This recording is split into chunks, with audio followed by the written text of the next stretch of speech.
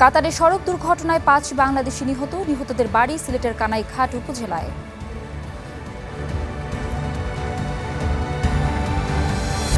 বৈঠকে অংশ নিতে সুইজারল্যান্ডে মার্কিন ও ইরানি প্রতিনিধি দল। যুদ্ধবিরতির পরও লেবাননে অব্যাহত ইসরায়েলি হামলা।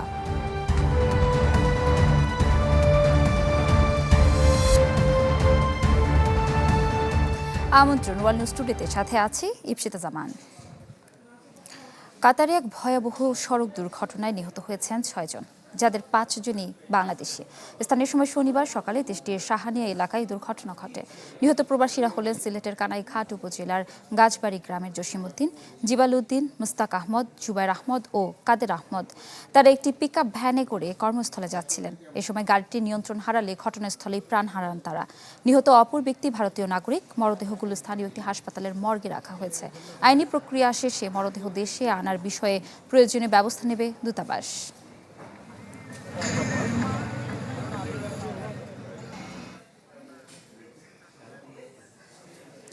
শান্তি চুক্তি নিয়ে মুখোমুখি আলোচনায় বসতে সুইজারল্যান্ডে পৌঁছেছেন যুক্তরাষ্ট্র ও ইরানের প্রতিনিধিরা। এতে দুই দেশের শীর্ষ আলোচকরা গেল সপ্তাহে সই হওয়া প্রাথমিক চুক্তির কারিগরি বিষয়গুলো চূড়ান্ত করবেন। যুক্তরাষ্ট্রের হয়ে প্রতিনিধিত্ব করছেন মার্কিন ভাইস প্রেসিডেন্ট জেডি ভান্স, আর ইরানের প্রতিনিধি দলের মধ্যে আছেন দেশটির স্পিকার মোহাম্মদ বাঘের গালিবাফ ও পররাষ্ট্রমন্ত্রী আব্বাস আরাকচি। এবারের আলোচনার মূল লক্ষ্য অন্তর্ভুক্ত চুক্তির সম্পূর্ণ বাস্তবায়ন। এর মধ্য দিয়ে তেহরানের পারমাণবিক কর্মসূচি এবং লেবাননের পরিস্থিতি নিয়ে সমাধান মিলবে বলে আশাবাদ ব্যক্ত করেন ভান্স। এদিকে যুদ্ধবিরতি লঙ্ঘন করে লেবাননে হামলা অব্যাহত রেখেছে ইসরায়েল। এতে নতুন করে গেছে আরও ২০ জনের প্রাণ। জায়নবাদীদের এমন পদক্ষেপের বিপরীতে হরমুজ প্রণালীতে আবারও নৌযান চলাচলে নিষেধাজ্ঞা আরোপ করেছে তেহরান।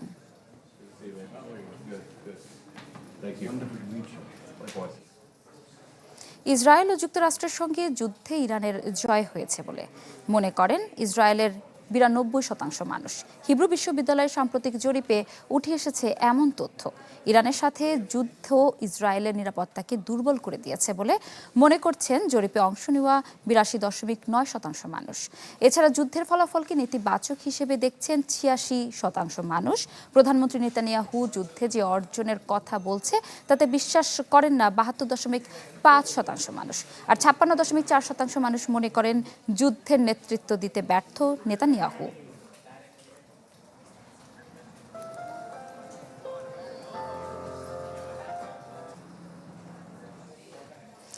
এদিকে গাজায় যুদ্ধবিরতি ভেঙে চলছে ইসরায়েলি সেনাদের হামলা। এতে নতুন করে নিহত হয়েছেন সাংবাদিক সহ অন্তত ১১ জন। নিহতদের মধ্যে আছেন আল জাজিরার ফটো সাংবাদিক আহমেদ উইশা। শনিবার গাজা সিটির সাবরা এলাকার একটি অ্যাপার্টমেন্টে হামলা চালায় ইসরায়েলি বাহিনী। এতে নিহত হন একই পরিবারের ৪ জন। হামলা হয়েছে বুরেইজ শরণার্থী শিবিরে। এতে নিহত হন আল জাজিরার সংবাদকর্মী উরিশা। উপত্যকায় জায়নবাদী সেনাদের হামলায় সংবাদকর্মী নিহতের ঘটনায় নিন্দা জানিয়েছে আল জাজিরা। এদিকে নিহত সাংবাদিককে হামাস সন্ত্রাসী বলে দাবি করেছে আইডিএফ।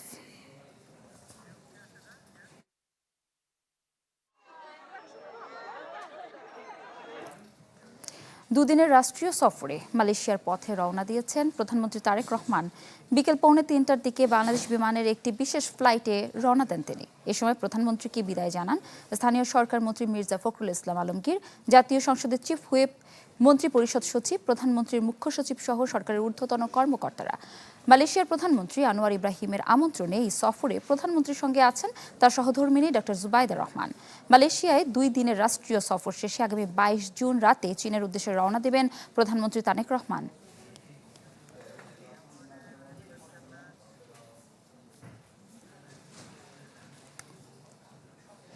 মালয়েশিয়া থেকে এ বিষয়ে জানাতে আমাদের সাথে যুক্ত হচ্ছেন সহকর্মী ওয়াহিদ সোহান। সোহান, প্রধানমন্ত্রীর এই সফর নিয়ে আমাদের সর্বশেষ বিস্তারিত জানাবেন।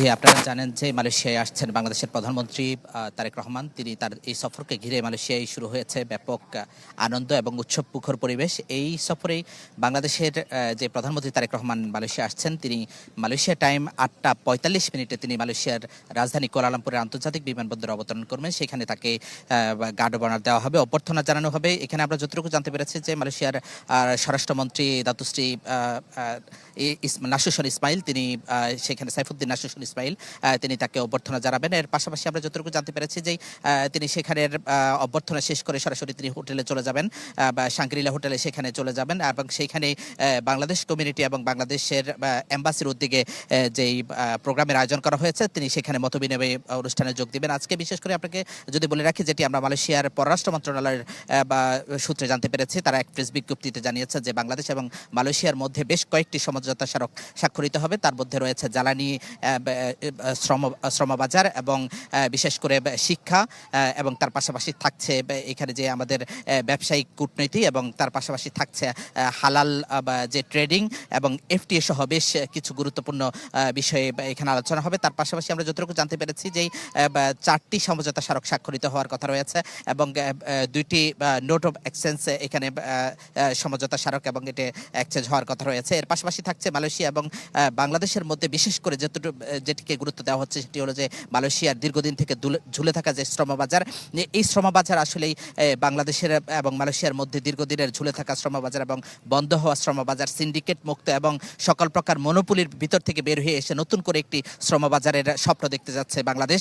এবং এর পাশাপাশি থাকছে সেটি হলো যে এখানে যে সমস্ত আমাদের অবৈধ অভিবাসীরা রয়েছে, কর্মীরা রয়েছে, তাদের এখানে যেই জটিলতা রয়েছে, সেই জটিলতার বিষয়টি নিয়ে কিন্তু আমরা যতটুকু জানতে পেরেছি যে কূটনৈতিক আলোচনার একটি বিষয় এখানে সামনে থাকছে। এবং বিশেষ করে এখানে আরও কিছু বিষয় থাকছে, যেটি হলো যে আসলে বাংলাদেশ এই মুহূর্তে দক্ষিণ এশিয়ার মধ্যে একটি গুরুত্বপূর্ণ একটি ভূ রাজনৈতিক অবস্থান দখল করে আছে। সেই কারণে কিন্তু আসলে মালয়েশিয়া এবং বাংলাদেশের এই সম্পর্কের মধ্য দিয়ে বাংলাদেশের এই যে ভূ রাজনৈতিক যেই স্ট্রাকচার তৈরি হয়েছে, সেখানে হলো যে নতুন করে একটি আলোচনার কেন্দ্রবিন্দুতে এসেছে যে বাংলাদেশ মালয়েশিয়ার সাথে সমন্বয় করে আসিয়ানের অন্তর্ভুক্ত হওয়ার এ বিষয়ে এখানে আলোচনা হওয়ার একটি সম্ভাবনা রয়েছে। এছাড়া আরেকটি বিষয় বলে রাখি যে আসলে মালয়েশিয়ার প্রধানমন্ত্রী আনোয়ার ইব্রাহিমের সাথে আগামীকালকে সকাল 9টায় তিনি এখানে সাক্ষাৎ করবেন। সেই সাক্ষাৎ শেষ করে দুপুর 11টা 35 মিনিটে তারা যৌথ প্রেস কনফারেন্স করবেন। সেই প্রেস কনফারেন্স শেষ করে মধ্যাহ্নভোজে যোগ দেবেন মালয়েশিয়ার প্রধানমন্ত্রী আনোয়ার ইব্রাহিমের বাসভবনে। সেখান থেকে তিনি চলে যাবেন মালয়েশিয়ার যে রাজা রয়েছেন সুলতান ইব্রাহিমের সাথে সেখানে সাক্ষাৎ করবেন এবং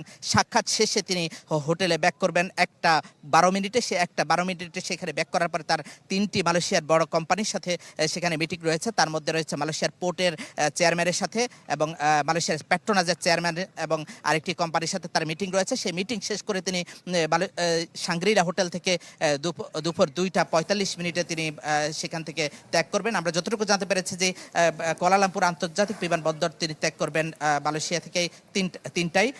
এটি আসলে সর্বশেষ অবস্থায়। ইপসিতা, অসংখ্য ধন্যবাদ আপনাকে। দর্শক, মালয়েশিয়া থেকে আমাদের সাথে যুক্ত ছিলেন সহকর্মী ওয়াহিদ সোহান। 2 বছর আগে সাধারণ নির্বাচনে লেবার পার্টিকে ভূমিধস বিজয় এনে দিয়ে যুক্তরাজ্যের প্রধানমন্ত্রী হয়েছিলেন স্টারমার। তবে একের পর এক বিতর্ক, নীতিগত অবস্থান পরিবর্তন এবং বিভিন্ন কেলেঙ্কারির কারণে তার জনপ্রিয়তায় পড়েছে ভাটা। আর দলীয় অসন্তোষ বৃদ্ধিতে এখন তিনি ক্ষমতা ছাড়ার দ্বার প্রান্তে। সোমবার পদত্যাগ করতে পারেন তিনি, এমন খবর দিচ্ছে ব্রিটিশ গণমাধ্যম দ্য অবজারভার। ব্রিটেনের প্রধানমন্ত্রী কিয়ার স্টারমারকে ঘিরে তৈরি হয়েছে নতুন অনিশ্চয়তা। সোমবার পদত্যাগের ঘোষণা দিতে পারেন তিনি, প্রকাশ হতে পারে ক্ষমতা ছাড়ার সময়সূচিও, এমন তথ্য দিচ্ছে ব্রিটিশ সংবাদ মাধ্যম দি অবজারভার। যদিও সরকারের একটি সূত্র এই দাবি নাকচ করে বলছে, প্রধানমন্ত্রী এখনও সরকার পরিচালনার দায়িত্ব পালনে মনোযোগী।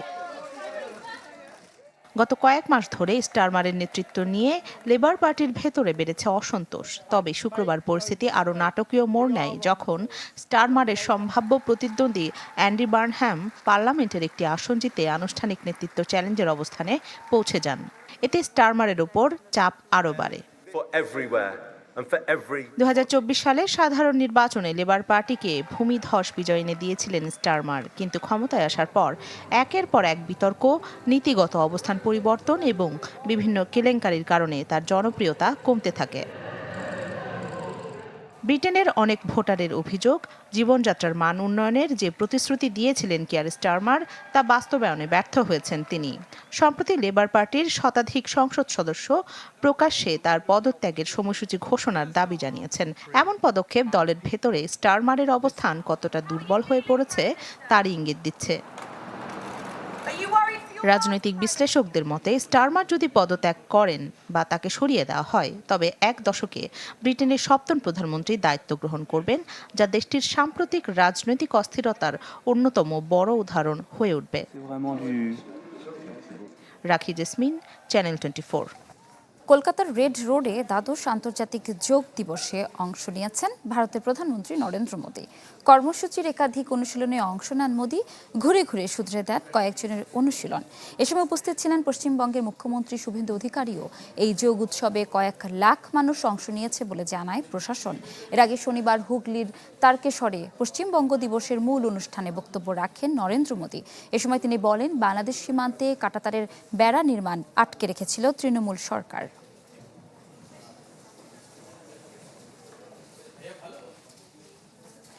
তীব্র তাপপ্রবাহে নাজেহাল ইউরোপের কিছু অংশ। প্রচণ্ড গরমে নাভিশ্বাস ফ্রান্স, জার্মানি, ইতালি ও স্পেন সহ বেশ কয়েকটি দেশের জনজীবন। ইউরোপের বিভিন্ন এলাকায় ছড়িয়ে পড়া তাপপ্রবাহ মোকাবিলায় জরুরি সেবা ও সামরিক বাহিনীকে দাবানল সতর্কতা দিয়েছে ফ্রান্স। দেশটির 1/3 এলাকায় জারি করা হয়েছে রেড অ্যালার্ট।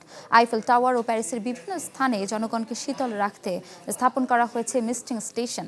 জনসম্মুখে মদ্যপান সীমিত করার পাশাপাশি আউটডোরে সব ধরনের খেলাধুলার অনুষ্ঠান বাতিল করা হয়েছে। জলবায়ু পরিবর্তনের কারণে ইউরোপ জুড়ে তাপপ্রবাহ বাড়ছে, যা গ্রীষ্মকালে স্বাস্থ্যগত জরুরি অবস্থা ও অর্থনৈতিক অস্থিরতার ঝুঁকি বাড়িয়ে দিচ্ছে। গত 4 বছরে তাপপ্রবাহজনিত কারণে 2 লাখের বেশি মানুষের মৃত্যু হয়েছে। বেশিরভাগ মৃত্যুই অপ্রতিরোধযোগ্য ছিল বলে জানিয়েছে বিশ্ব স্বাস্থ্য সংস্থার ইউরোপীয় আঞ্চলিক কার্যালয়।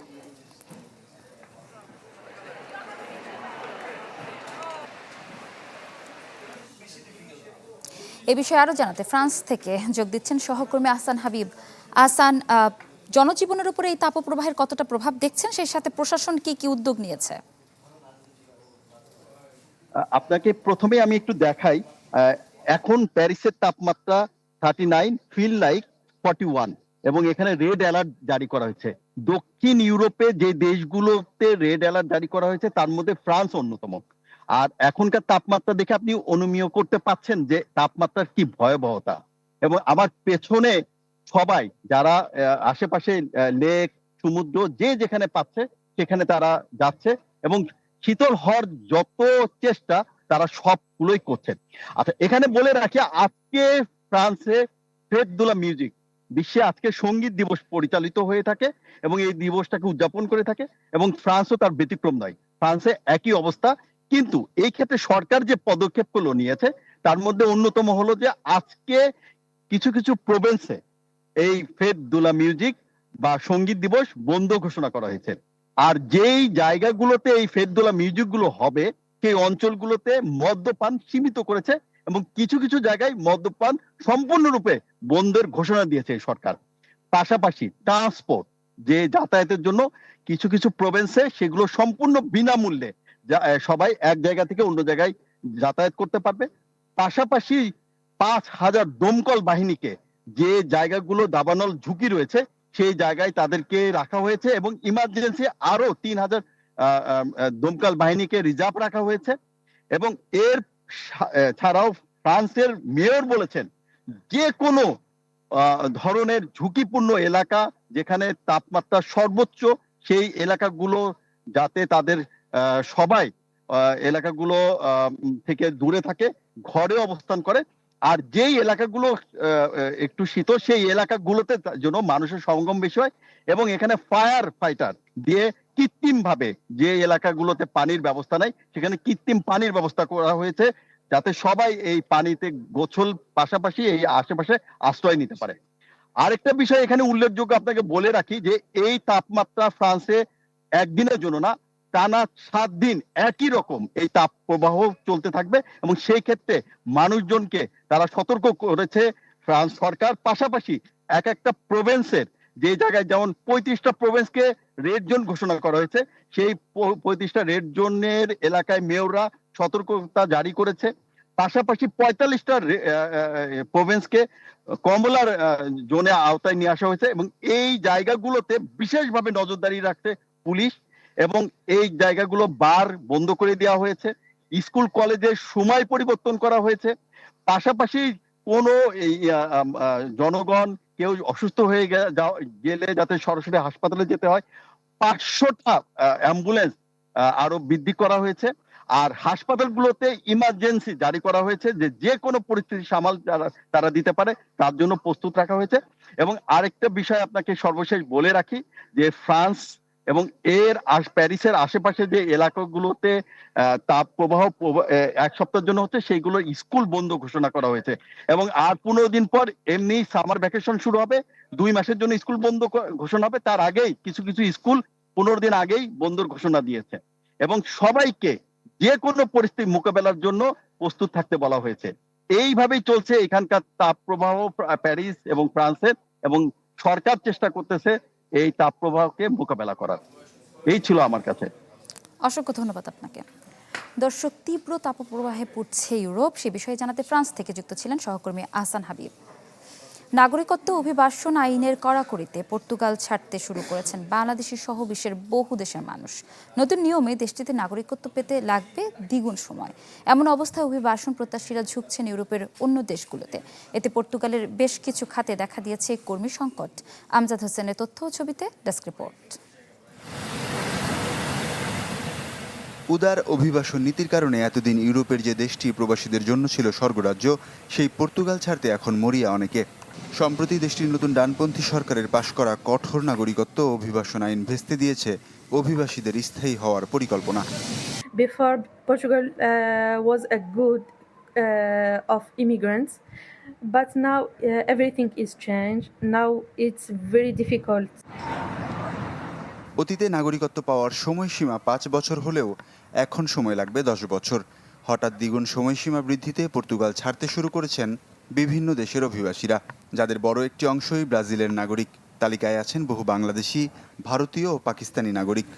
ইতিমধ্যে অনেক মানুষ, অনেক এশিয়ান, বিশেষ করে ব্রাজিলিয়ান এই দেশ থেকে মুভ করে ফেলেছে এবং আমরা চিন্তা ভাবনা করতেছি যদি এদেশের আইন আগের মতো শীতল না হয় আমরা নিজেরাও অন্যদিকে মুভ করতে হবে।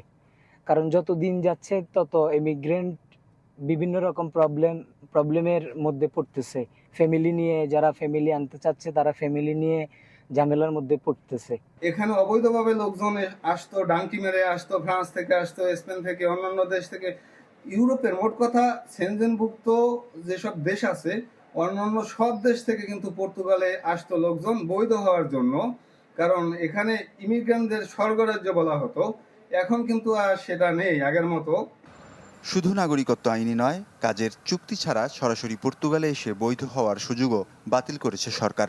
এতে অভিবাসনে ইচ্ছুক ব্যক্তিরা রাতারাতি পরিবর্তন এনেছে সিদ্ধান্তে। দেশটিতে এমন কঠোর অবস্থান সরাসরি প্রভাব ফেলেছে আবাসন ও রেস্তোরাঁ খাতে। দেখা দিয়েছে কর্মী সংকট। পর্তুগাল ছেড়ে যাওয়াদের বেশিরভাগেরই পছন্দ সেন্ট্রাল ইউরোপের দেশগুলো। অভিবাসন ইস্যুতে কড়াকড়ি বজায় থাকলে সামনের দিনে দেশটিতে আশঙ্কাজনক হারে কমবে এশিয়ান ও লাতিন অভিবাসীদের সংখ্যা। Desk report, channel 24। খেলনার রাজ্যে এখন আর শুধু প্লাস্টিকের ব্লক নয়, বরং দাপিয়ে বেড়াচ্ছে পিকাচু, হ্যারি পটার কিংবা স্টার ওয়ার্সের মতো জনপ্রিয় সব চরিত্র।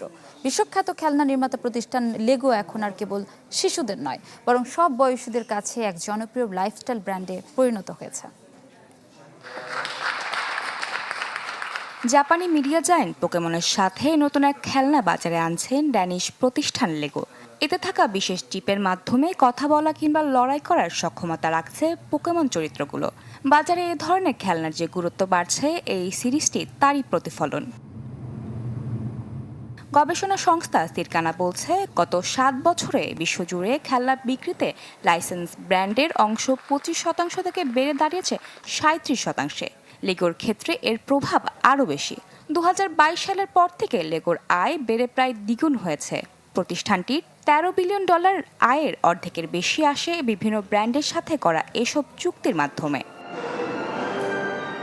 1999 সালে স্টার আওয়ার্সের অভাবনীয় সাফল্যের পর নিটেন্ডো, হ্যারি পটার ও ফর্মুলা 1-এর মতন ব্র্যান্ডের সাথে নিজেদের সম্পৃক্ত করেছে লেগো।